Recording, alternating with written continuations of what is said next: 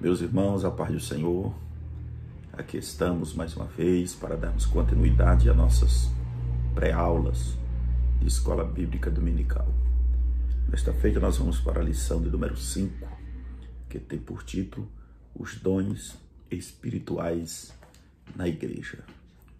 Do nosso terceiro trimestre de 2023, que tem por título O Mover do Espírito Santo na Vida da Igreja. Na lição anterior, nós estudamos sobre batismo com o Espírito Santo e batismo pelo Espírito Santo. Já entendemos o que é batismo pelo Espírito e batismo com o Espírito Santo, ou no Espírito Santo, que são a mesma coisa. Então, aqui chegamos agora na lição número 5 para tratarmos sobre os dons espirituais na igreja. Então, são dons dados por Deus à igreja para uma capacitação a mais para o serviço do Senhor aqui na terra.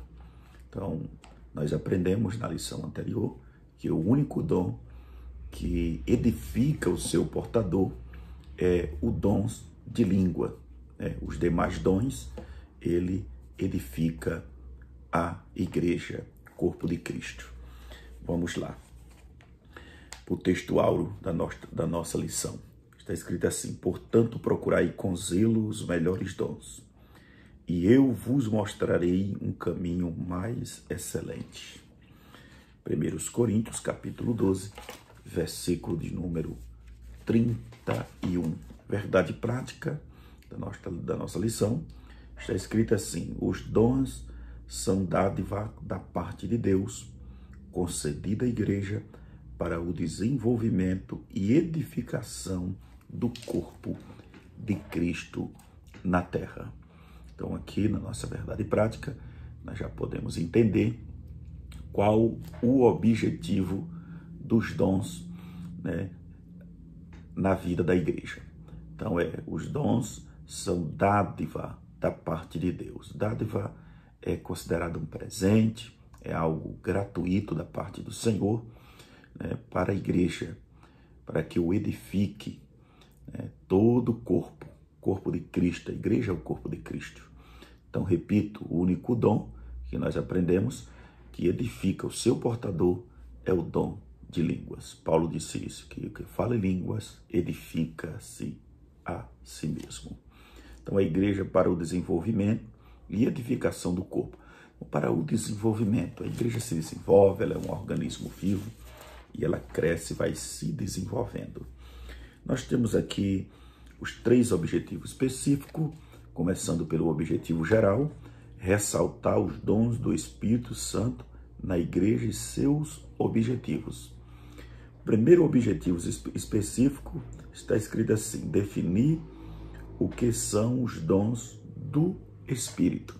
Segundo, relacionar os dons do Espírito com a igreja. Terceiro, explicar que o Espírito é a fonte de todos os dons.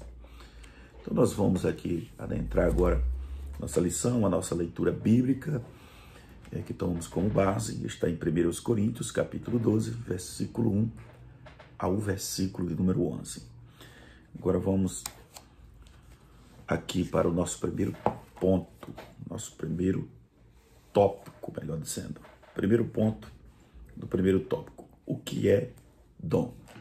Então, nós precisamos entender, saber o que é dom. Então, dom é considerado uma dádiva, um favor ou algo que é concedido a alguém. Então, é um presente, é algo que é concedido, de graça. Então, o dons, ele é dado de forma gratuita. Deus, pela sua graça e bondade, ele dá dons à igreja, enriquece a igreja com esses dons. Ele aperfeiçoa, glória a Deus. Ele vai capacitando a igreja com os dons. Os dons, em outra linguagem, podemos entender como ferramentas para o serviço espiritual da igreja aqui na terra. Então, essa atitude de presentear alguém ocorria em várias ocasiões no tempos bíblicos. O dote concedido pela esposa era considerado uma dádiva ou um dom. Gênesis 34:12. Recompensa uma pessoa por um trabalho fiel também era considerado uma dádiva. Então, isso é dom, né? Recompensar uma pessoa pelo serviço fiel também era considerado uma dádiva. Tudo quanto fizermos de forma voluntária é considerado um dom gratuito, como, por exemplo, uma doação, uma ajuda aos pobres, uma oferta voluntária, uma oferta de forma generosa, sem nenhum tipo de avareza. Então, muitas das vezes alguém faz alguma coisa pensando, né, já no que vai receber em troca. Então, isso não é algo de forma, podemos dizer, gratuita, não é considerado uma dádiva. Então, isso quer dizer, está fazendo por interesse. Então, tudo que vamos fazer, relacionado aqui no que estamos falando, até uma ajuda que vamos dar para alguém, ou se resolvemos fazer algo para alguém, não podemos fazer pensando em receber algo em troca. Podemos dizer assim, fazer uma barganha. Tem muita gente que ele gosta de fazer barganha. E no caso da obra do Senhor, não podemos também fazer barganha com Deus. Agora nós vamos ser recompensados. Nós no contexto da obra de Deus, por exemplo, nós não faz para ser recompensado. Nós devemos fazer porque já fomos recompensados. Essa é a ideia. Então tudo que nós faz para a obra do Senhor, nós não faz para ser recompensado. Vou repetir, nós faz ou devemos fazer, é nosso dever, porque nós já fomos recompensados pelo Senhor. Então, o máximo que fazemos e dedicamos, né, na obra de Deus ainda é pouco, porque nós já fomos recompensados. Deus já nos agraciou muito mais. Então, nós devemos fazer de forma voluntária, de forma que não venhamos pensar em que estamos fazendo para receber, até porque já somos bem recompensados pelo nosso Senhor. Segundo ponto, Deus é o nosso fiel doador. Olha aí, eu finalizei falando que tudo que nós faz para Deus, nós não faz para querer ganhar alguma coisa, porque já ganhamos, nós já fomos beneficiados por Deus. Então é importante ter isso em mente. Então nós já fomos recompensados, como se diz assim, já fomos assalariados antes mesmo de trabalhar, antes mesmo de fazermos alguma coisa. Então devemos fazer de forma voluntária. Deus é o nosso fiel doador. Ele é quem nos agraciou, né, com o dom da vida e vários outros dons. Vamos lá, tanto o Antigo quanto o Novo Testamento testifica que Deus como grande doador de todas as coisas boas. Então Deus é o grande doador de todas as coisas boas. 1 Crônicas 29:14, Tiago 1:17, que diz que todo dom perfeito vem da parte de Deus. Toda dádiva e dom perfeito vem do Senhor ou do Pai das luzes. Então Deus é o nosso fiel doador. Biblicamente falando, a nossa vida é considerada um dom de Deus. Então ele é o doador da vida. Deus ele doou a vida para toda a humanidade.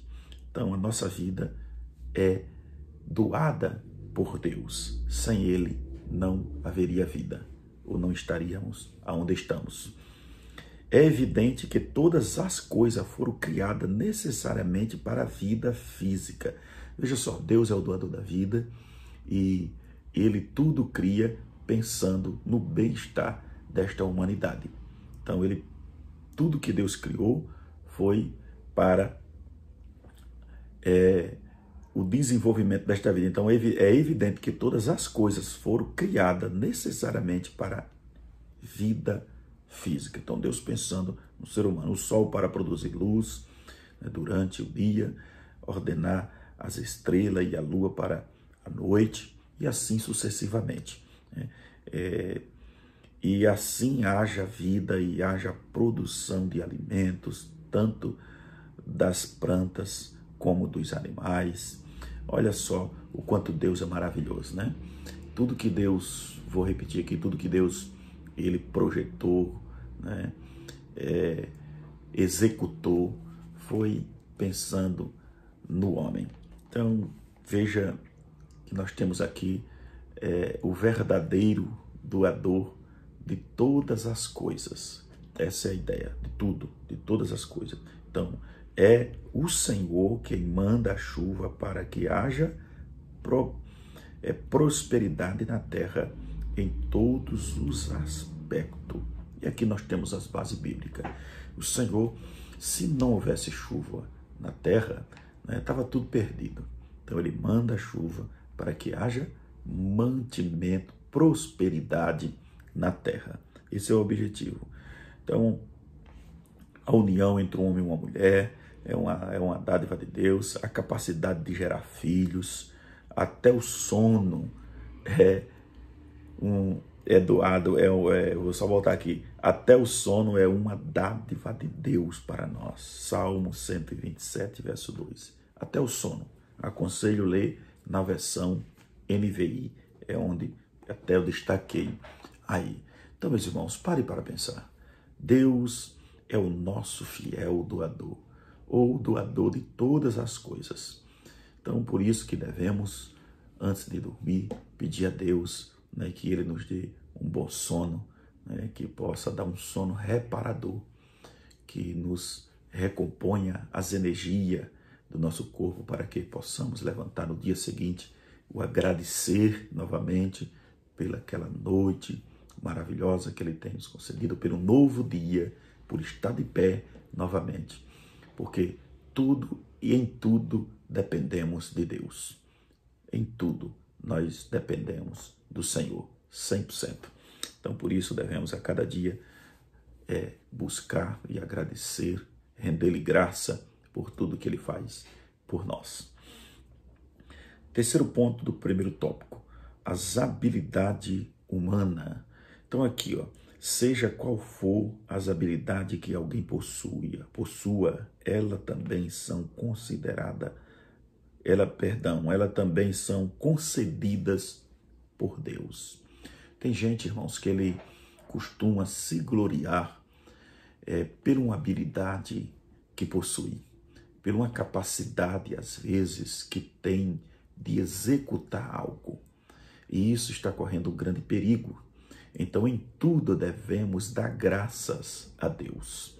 Não está escrito? Em tudo dai graça. Não é por tudo, é em tudo dai graças a Deus.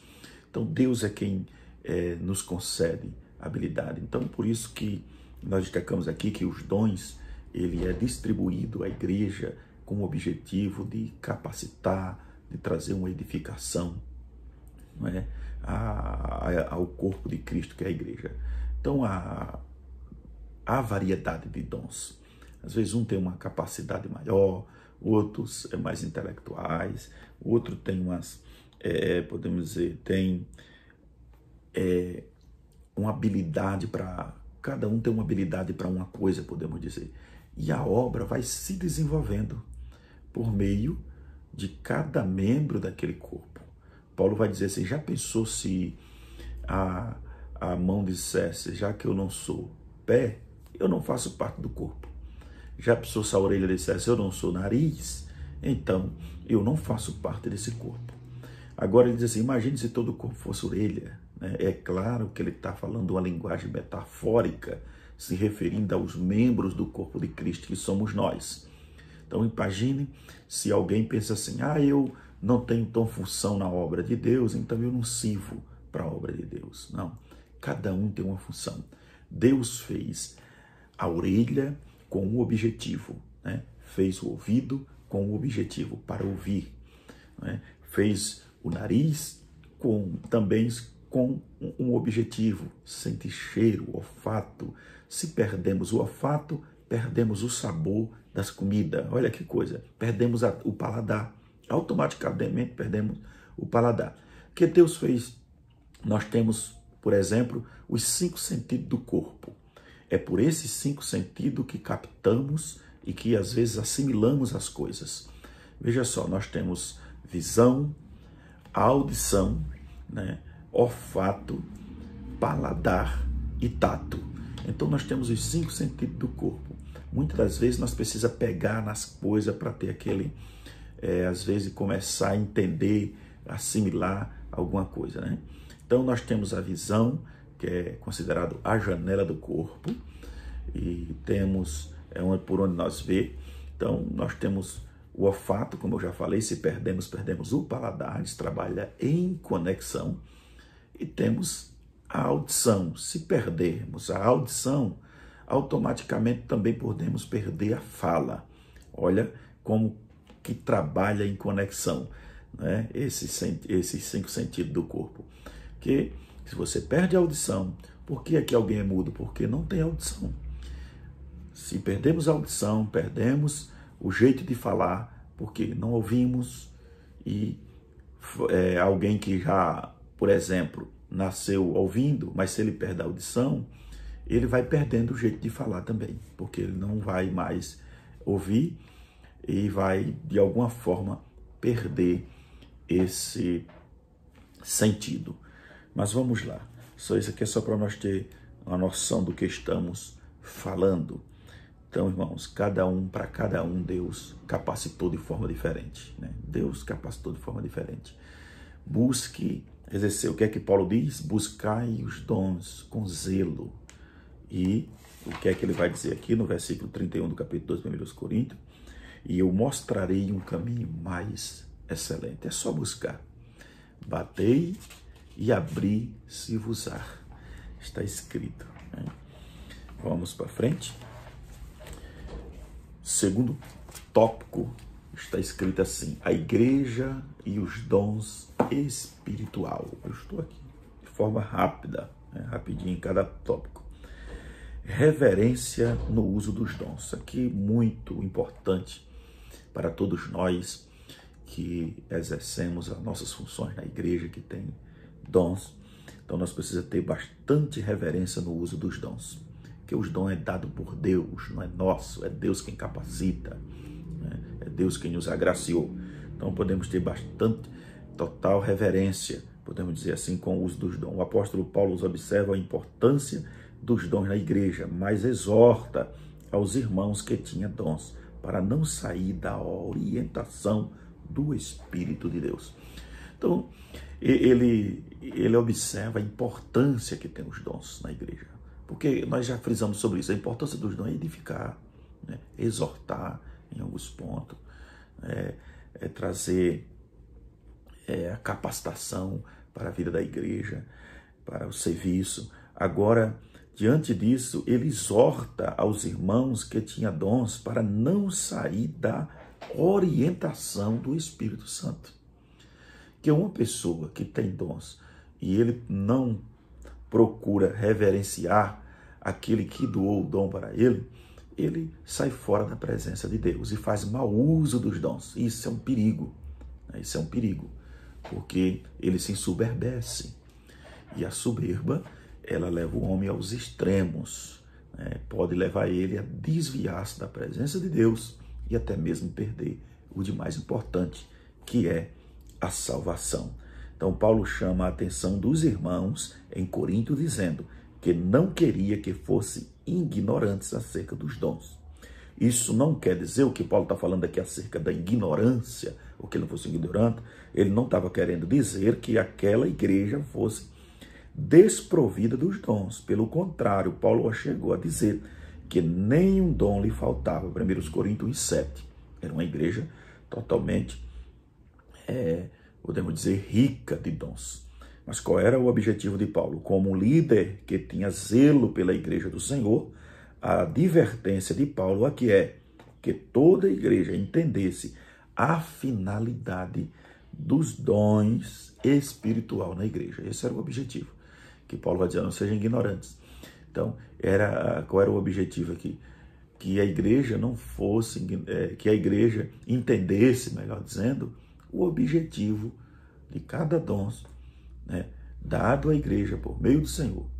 Então, a preocupação do Paulo como líder zeloso, ele preocupava, né?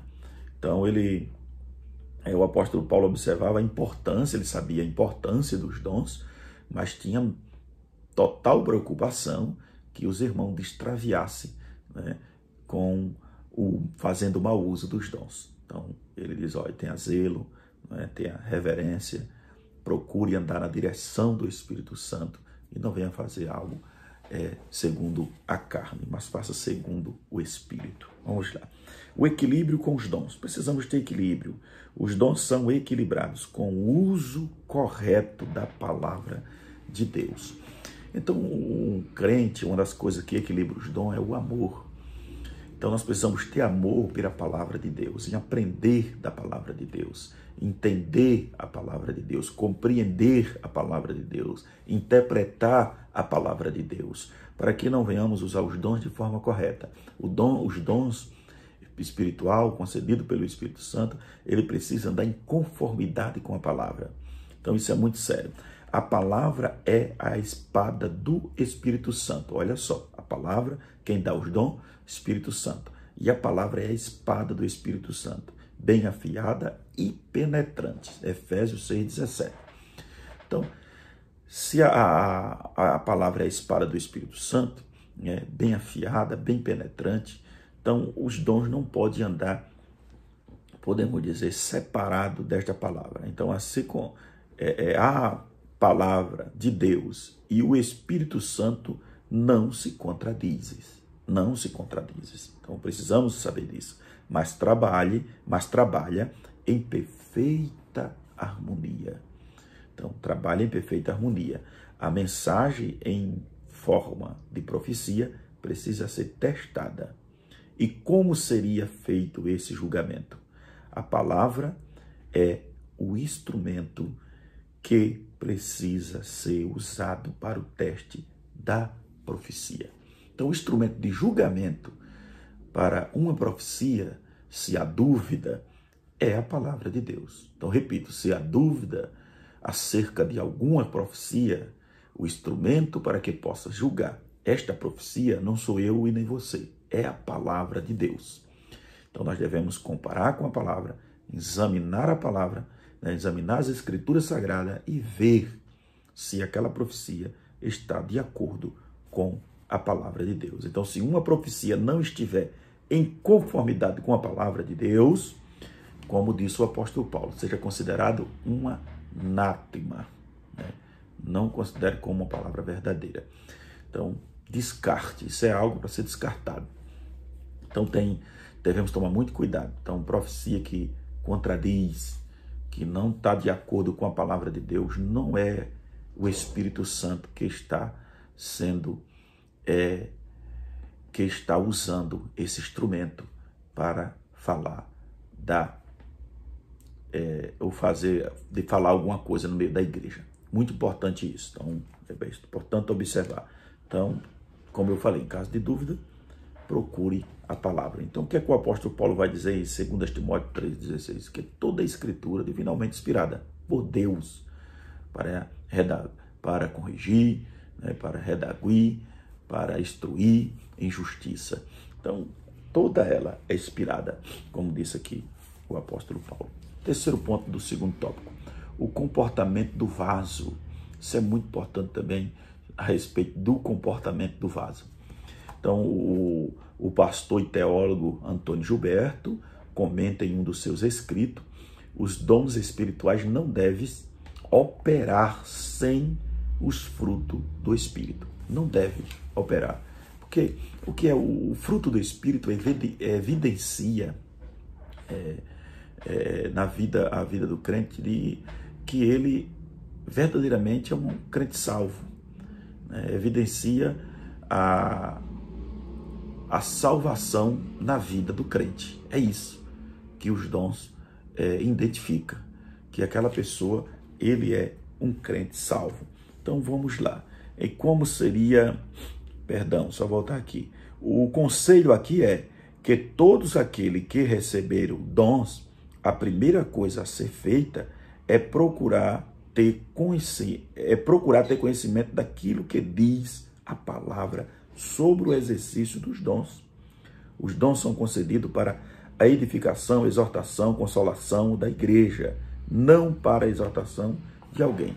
Então, os dons é concedido para a exortação, consolação da igreja, não para exortar alguém, para deixar alguém mais famoso. Não é isso. Alguém pensar assim, agora eu sou tal porque tem dons espiritual. Não, o dom não é para isso. Então nós precisamos entender, compreender que os dons é dado por Deus e a gente precisa cada dia se humilhar, reconhecer que é Deus que faz tudo isso na nossa vida e não nós que fazemos alguma coisa. Tudo é Deus, apenas somos um instrumento na mão dele, para ser usado por ele. E precisamos, para ser usado por ele, precisamos andar de acordo com a sua palavra. Precisamos produzir os frutos. Alguém precisa ver a produção desses frutos espirituais, podemos dizer, o fruto do Espírito em nossa vida. Então, como eu já falei, está no singular, o fruto do Espírito, porque o fruto, ele tem várias vertentes, né? Então, como começando ali amor, né, fé e outras coisas, como vai ver lá em Gálatas 5, versículo de número 22. Então, o fruto do Espírito, ele evidencia, né, a salvação na vida do crente. Ele testifica, por exemplo, é como uma testificação. O fruto do Espírito o fruto do Espírito é como se ele testificasse na vida do crente que ele é salvo. É isso. Né? Isso é muito importante. Então, você vê pessoas que às vezes dizem, eu sou crente, mas não há fruto. Né? Não há fruto. O fruto do Espírito não está na vida dele. Então, isso é perigoso. É muito perigoso. Vamos lá. Adiantar mais um pouco. Vamos para o terceiro tópico. A diversidade de dons, mas o Espírito é o mesmo. A diversidade de dons, mas o Espírito é o mesmo. Deus se revela através dos dons.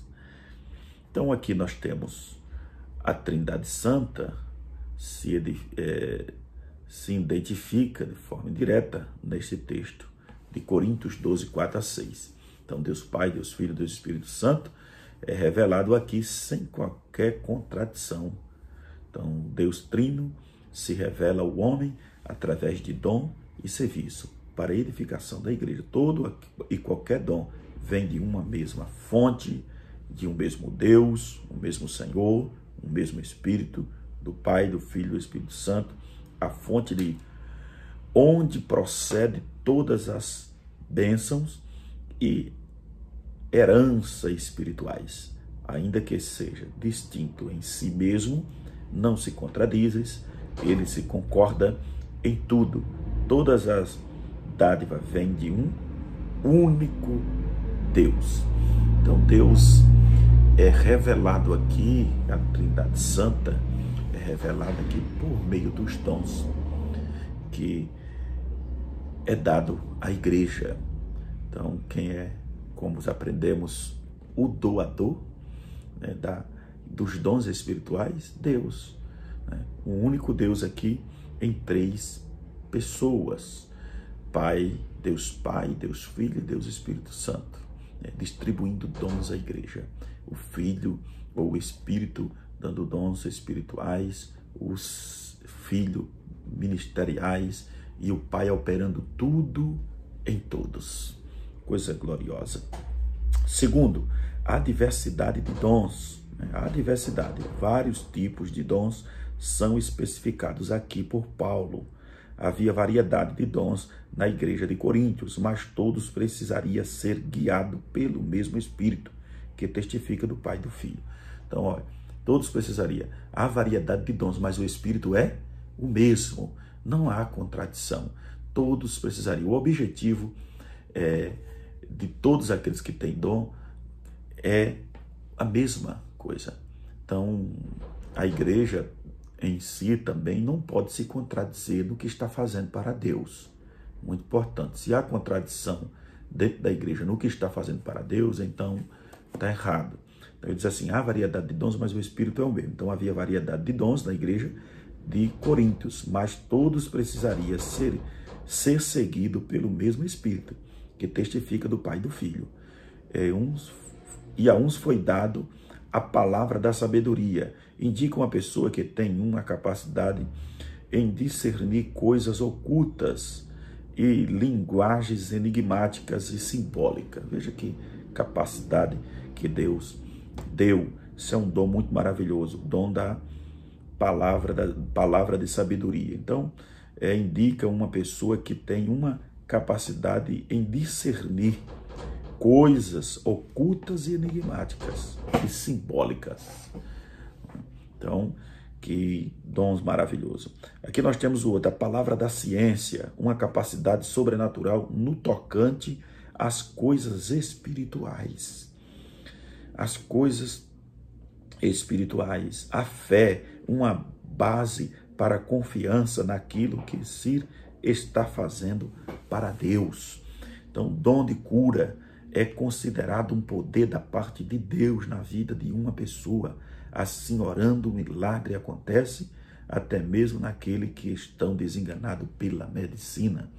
Então, veja o quanto Deus capacita o homem. É um poder dado por Deus, poder não do homem.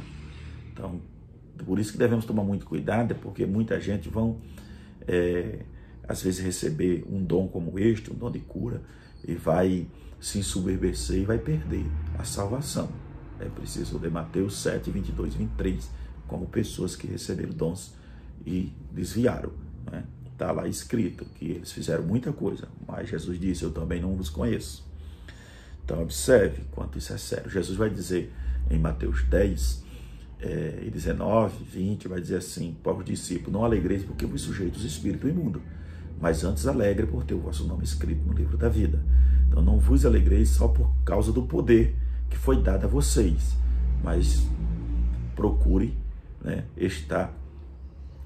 procure ser salvo primeiro. Não procure andar de forma que agrade a Deus e não venha perder a salvação, melhor dizendo. Então, operação de maravilha é considerado uma eficácia de poder aonde faz cegos enxergar, surdo ouvir, mudo falar e aleijados andar, e até mortos ressuscitarem. Olha que poder. Isso está em Mateus 7, 22, onde eu falei. Só que quando ler, não esqueça de ler o 23, porque lá vai estar aqueles que fizeram mau uso dos dons e tomaram grandes prejuízos. Continuação dos dons aqui, profecias, considerado por alguns uma habilidade para prover eventos futuros e explicar as escrituras pelo dom peculiar do Espírito. Então, está aqui em Coríntios 14, versículo 24, aconselho ler na NVI. Nós temos aqui discernimento de Espírito, esse dom aqui é muito maravilhoso, muito importante na igreja. O discernimento de Espírito é uma capacidade para distinguir entre um profeta verdadeiro ou falso.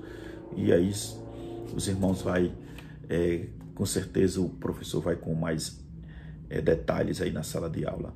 Variedade de línguas, também tem sobre a variedade de língua, uma habilidade concedida por Deus para falar línguas por inspiração.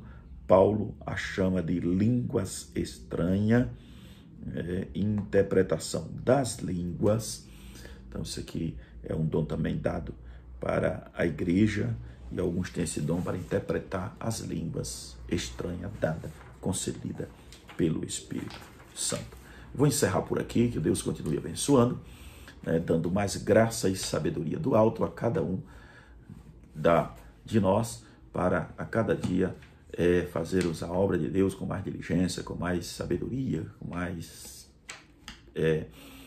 capacidade do alto. Que Deus abençoe a todos, orando sempre pela vida do nosso pastor e toda a igreja. Que fica todos com Deus.